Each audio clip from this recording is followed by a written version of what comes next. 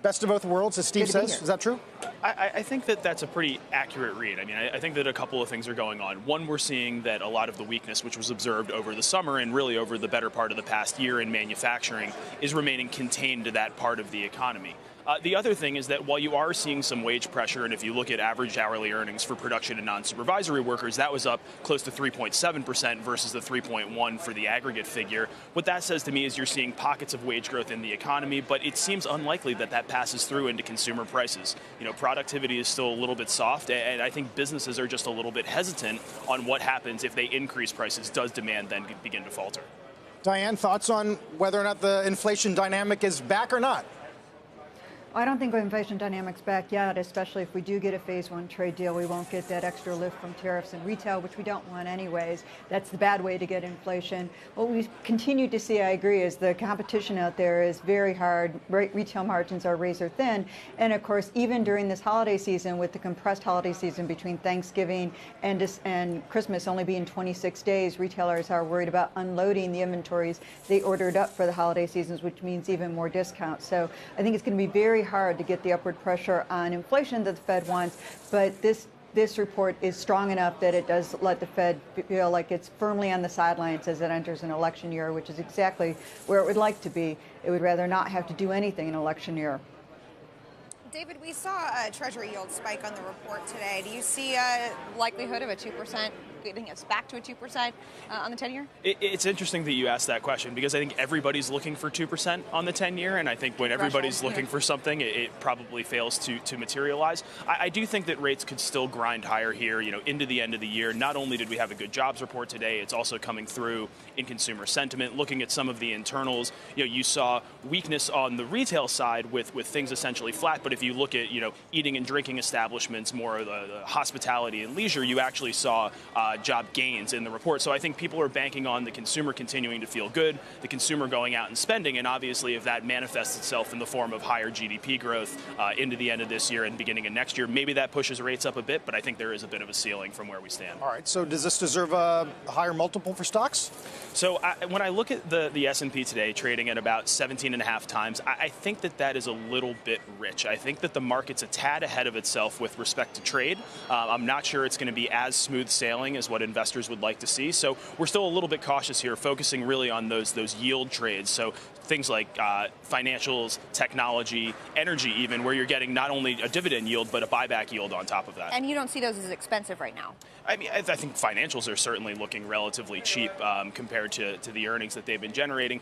Tech does look a little bit pricey, but again, that's more of a structural story that I think investors need to be participating in. So it's not as much shunning the sector in its entirety, but rather isolating those individual opportunities within the space. Financials, though, have been getting a little bit more expensive. I mean, have. your bank, JP Morgan, I'm sure you're happy. I assume you have some stock, but it's been a very strong performer. But the multiples been moving up fairly substantially. It has, and I think a lot of that has to do with the move in rates that we've seen over the past couple of months. You know, at the end of the summer, you had investors pricing in basically recession being imminent, and as that has ebbed and we've had a little bit more clarity on the direction of travel, those cyclical names, which were heavily beaten up, have really come back quite nicely. Diane, Larry with us a few moments ago, Larry Kudlow suggested that we might see a resumption in CapEx, which is something the market would probably welcome. How likely is it? Well, I think the important issue here is something that we heard earlier, and that is that manufacturing sector is still weak, stripping out the GM comeback. And so we've got this dichotomy of the service sector doing strong, the manufacturing sector, unless they roll back tariffs in the manufacturing sector as well, you're still going to have that veil of uncertainty holding down CapEx. I do think, though, if we do get a détente in the trade war, sort of a temporary truce with the phase one deal and maybe some rollback in tariffs, you'll get a bit of a dead cat bounce in capital spending. They'll be able to move forward with short-term projects that they've been put on hold, even though they won't be able to make their long-term bets, because in an election year, I think it still will be pretty cloudy on the trade front in terms of where trade policy is actually going. And I would actually take that one step further. Historically, there's been a tight relationship between profits and capital spending. And when we look at the outlook for profit growth next year, it's not terrible, but it's kind of low to mid single digits. So given the remaining uncertainty, given softer earnings in 2020, I think that probably keeps those longer term projects on the sideline as well. So you think that companies really need some clarity kind of on the trade front?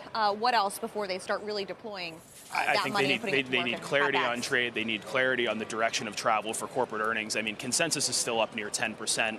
We're more in the low to mid single digits. And so as that re-rates, I think that, you're going to see companies recognize that perhaps staying on the sideline with respect to significant investment spending is probably the right approach. Finally, Diane, one last thing to bounce off you from Larry. He said 0.5 point to GDP out of phase one, 0.5 point out of USMCA. Do you have any problem with that? A lot. The estimates coming out of the administration have been very high and have been wrong. So I don't think we're going to get that much of a bounce out of that because the USMCA is baked into the cake. It's been uncertain recently, but their hope, if the biggest thing would be a failure, that would hurt growth. It's not going to add much to growth. And on phase one, you're not going to get a big bounce, as we've already talked about. There's a lot of factors holding down capital spending beyond short-term projects. Diane, real quickly to come back to that, it takes me back to the tax cuts, of course, which were supposed to bring about a huge renaissance in capital spending, and then we've already annualized that. What did we actually see there in terms of what was said, what was expected, and what we got? We got very little. Part of that's because the trade war ramped up as the tax cuts were going in, but also they just didn't deliver on that front. Many of the incentives in the tax cuts, too, were longer term rather than short term, and so they pulled things forward that they should have left out there. And then in the longer term, other issues got in the way, and that was the trade war. So I think we saw it really fall short of expectations, and actually fourth quarter growth last year was revised down to 2.5%, so we really got almost nothing out of the tax cuts in 2018.